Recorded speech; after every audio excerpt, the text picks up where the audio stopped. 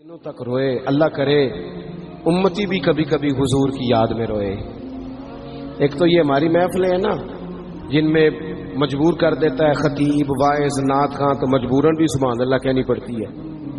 کاش کبھی گھر میں بیٹھے بیٹھے بھی دل کرے اور ہم کسی نعت خواں کے دروازے پہ اسپیشل جا کے دستک دیں اور اسے کہیں دل بڑا پریشان ہے، مدینے والے کی کوئی نعت تو سنا. کبھی ایسا بھی ہونا کہ گھر میں پیسے نہ ملنے پہ تو ٹینشن ہوتی ہے اور کوئی مقدمہ آ جائے تو پریشانی ہوتی ہے، لڑائی ہو جائے تو ہوتی ہے. کبھی یوں بھی تو ہونا رات کو ابا جی رو رہے ہوں بستر پہ اور بڑا رو رہے ہوں اور تڑپ کے رو رہے ہوں، بچے آ کے اماں سے پوچھیں کیا مسئلہ ہے ہمارے ابا کو، کوئی پریشانی ہے، کوئی ڈاکٹر کو بلائیں، کوئی دکھ ہے. اماں کہتی ہے جاؤ تمہارے والی بات نہیں. بچے اصرار کر کے کہتے ہیں نہیں اماں بتا تو صحیح مسئلہ کیا ہے. تو اماں ٹھنڈی آہ بھر کے کہتی ہے پتر تمہارے باپ کو نا نبی پاک کا مدینہ یاد آتا ہے، جنوں ویکھ کے ٹھردیاں اکھیاں نے تے جنوں ویکھ کے ٹھردا سینہ ہے. ربا تیری ساری خدائی چ ایک ہی تے شہر مدینہ ہے. پیسے جتنے آگے جی نہیں بڑے نے انہاں سٹیو تہاڈی مہربانی. اسی کڈی سمجھدار قوم آ، پہلے آپ ہی کھلاری دینے پھر آپ ہی کٹھی کری دینے. کیسی بات ہے. غوث پاک کی محفل میں لوگ بندے گنتے تھے، توبہ کس کس نے کی. ہماری محفلوں میں لوگ نوٹ گنتے ہیں اور اسپیشل بندے رکھے ہوئے نوٹ گننے کے لیے. بس کریں یار، چھوڑ دیں، بڑا ہو گیا یہ کام ہماری. سنیں جی سنیں، اللہ خوش رکھے، اللہ آپ کو خوش رکھے. اور میرے بھائی اللہ جزات سنیں، ہمیں جو کچھ دین نے دے دیا وہ ہماری اوقات سے پہلے ہی بڑا زیادہ ہے. تو یہ نوٹ چھوڑ تو یہ تو بات ہی پیچھے رہ گئی ہے. سانو تخت ہزارے دی لوڑ کی ہے، نالے کی لگے شہر بمول دے نال اسی اپنی بال کے سیکنے ہیں، سانو کی لگے کسی اور دے نال. یہ چھوڑ دیں یہ کام، یہ کوئی اتنا مناسب نہیں لگتا. اللہ جزائے خیر دے. آپ توجہ کریں کیا عرض کر رہا ہوں. تو شدید حضور سید عالم صلی اللہ علیہ وسلم رو رہے ہیں آزمائش میں. امت کی آزمائش کو دیکھ کر حضور رو رہے ہیں کہ امت آزمائش میں. حضرت جبریل نے جا کے عرض کی یا رسول اللہ وہ جو خاص حساسیت ہے نا حضور کی طبیعت میں امت کے حق میں، اس کے لیے حضور رو رہے ہیں. تو رب کریم نے کیا پیغام دیا؟ کہا کہہ دو محبوب سے جا کے والا سوف یعطیک ربک فترضی، محبوب رب آپ کو اتنا دے گا کہ آپ اپنے رب سے راضی ہو جائیں. راضی کیا جائے گا امت کے حق میں. اور حضور فرمانے لگے جب تک ساری امت جنت میں نہیں جائے گی میں نے راضی نہیں ہونا. حضور کا یہ رشتہ حساسیت، کیونکہ ہمارے پاس تو اب ہم بعض دفعہ لگتا ہے کہ زیادہ عالم ہو گئے لوگ، تو ہماری دیواروں پر نا اسکولوں کی دیواروں پر انگریزوں کے قول بھی اب لکھے ہوئے ہیں. تو کئی دفعہ پوچھنے کو دل کرتا ہے انتظامیہ سے کہ حدیثیں ساری یاد ہو گئی ہیں بچوں کو، جو تمہیں اب قولوں کی ضرورت پڑ گئی وہ بھی غیروں کے اقوال تک تم آ گئے. اس قوم کو تم نے حضور کے فرامین سارے سنا لیے. او خدا کے بندو، حضور نے تو اتنا حساس کر کے یہ رشتہ بتایا ہے کہ باریک باریک نقطے بھی سمجھائے. یہ کام نہ کرنا دوزخ میں چلے جاؤ، یہ کام کرنا تمہارا فائدہ. ایک ایک بات کھول کے بیان کی. امت کے پاس ٹائم ہی نہیں ہے حدیثیں پڑھنے کا، وقت ہی نہیں ہے. ہمارا تو مزاج بن گیا نقطے سننے سنانے کا. نقطے وہ ہمارا نقیب محفل اسٹیج پہ بھاگ کے ادھر جاتا ہے، پھر بھاگ کے ادھر آ جاتا ہے. وہ کیوں لگا کہتا میں جملہ دین لگا.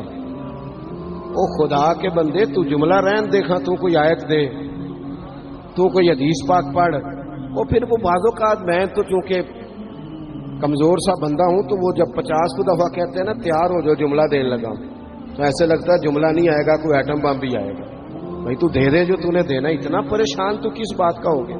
اور پھر سارے کہہ رہے ہیں جتنے آئے نقیب نعت خواں خطیب سب کہہ رہے ہیں سارا قرآن حضور کی تعریف ہے. تو پھر پڑھنا چاہ رہا ہے تو بھی تو پڑھ، کوئی بھی نہیں رہا، کہی جا رہا ہے. اپنی زندگی کے اندر حضور نے جو ہمیں اسباق دیے، جمعے والے دن ٹائم پہ مسجد جایا کرو. مولوی نکما بھی ہو نا میری طرح کا، آپ وقت پہ جائیں گے تو وہ جلد تیاری شروع کر دے گا. آپ آخری 10 منٹ جاتے ہیں تو وہ کیا مولانا دیواروں کو تقریر سنائیں؟ تیاری کریں، حضور کے فرامین سنیں. اور نبی پاک صلی اللہ علیہ وسلم نے جہاں جہاں ہمیں اسباق پڑھائے ہیں وہ اس رشتے کی حساسیت کو دیکھیں. چونکہ حضور نے بڑا حساس رشتہ بنایا امت سے، تو پھر امت کے دل بھی حضور کے حق میں بڑے حساس ہیں۔ اپنے مزاج کے لحاظ سے نا نرم طبیعت کے آدمی حضرت صدیق اکبر۔ کچھ لوگ نرم ہوتے ہیں نا بیچارے، جو گیا مان لی، جو گیا مان لی، ان کو لوگ تنگ بھی بڑا کرتے ہیں۔ یہ بھی میں آپ کو بتا رہا ہوں۔ وہ جس بندے کا پتہ ہوتا ہے نا کہ جناب اس کے پاس گئے تو یہ اکثر تارے شاٹ بھی رہتی ہے، تو وہاں ذرا جاتے بھی لوگ تھوڑی احتیاط کرتے ہیں۔ حضرت ابو بکر صدیق طبعاً نرم طبیعت کے تھے، کشادہ روئی، خندہ پیشانی مزاج کا حصہ تھا۔ وہ دیر تک صبر کرنے کے عادی تھے، لیکن ایک دن ان کے والد آئے جناب ابو قحافہ رضی اللہ تعالیٰ عنہ، بعد میں انہوں نے کلمہ پڑھا۔ ایک دن حضور کی بارگاہ میں شکایت لے کے آئے۔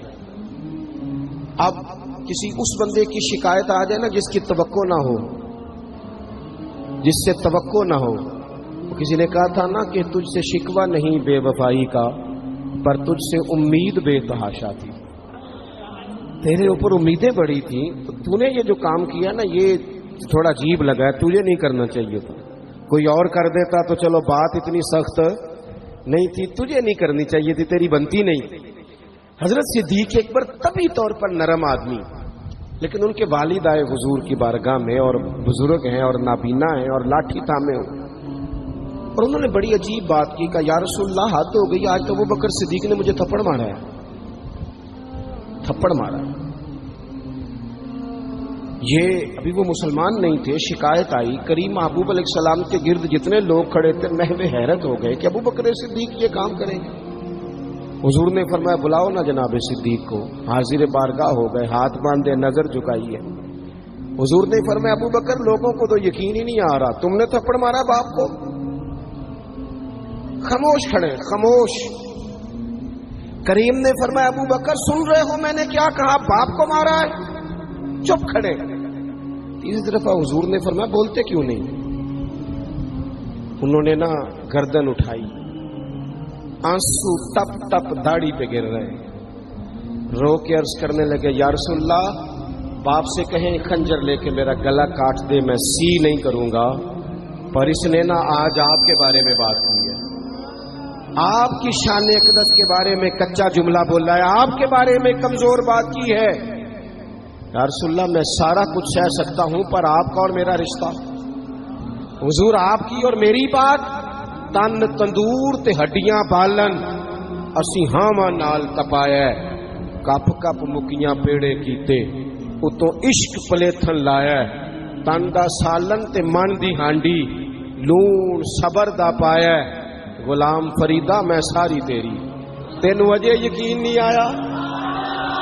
فرمانے لگے، عرض کرنے لگے یا رسول اللہ صلی اللہ علیہ وسلم انہوں نے آپ کے بارے میں بات کی ہے، شکر کرے میرے ہاتھ میں تلوار نہیں تھی، ورنہ میں باپ کا سر کاٹ دیتا، اس لیے کہ ہر چیز برداشت ہے، محبوب کی شان کے بارے میں کوئی بات کرے یہ امت کو برداشت نہیں ہوتی، ہم یہ کیسے قبول کریں، کیسے اس بات کو قبول کریں؟ عزیز بھائی اس رشتے میں حساسیت، آپ دیکھیں صحابہ نا اس حساسیت، اور صرف ناموس رسالت کے مسئلے میں نہیں، ہر مسئلے میں وہ حضور کے حق میں حساس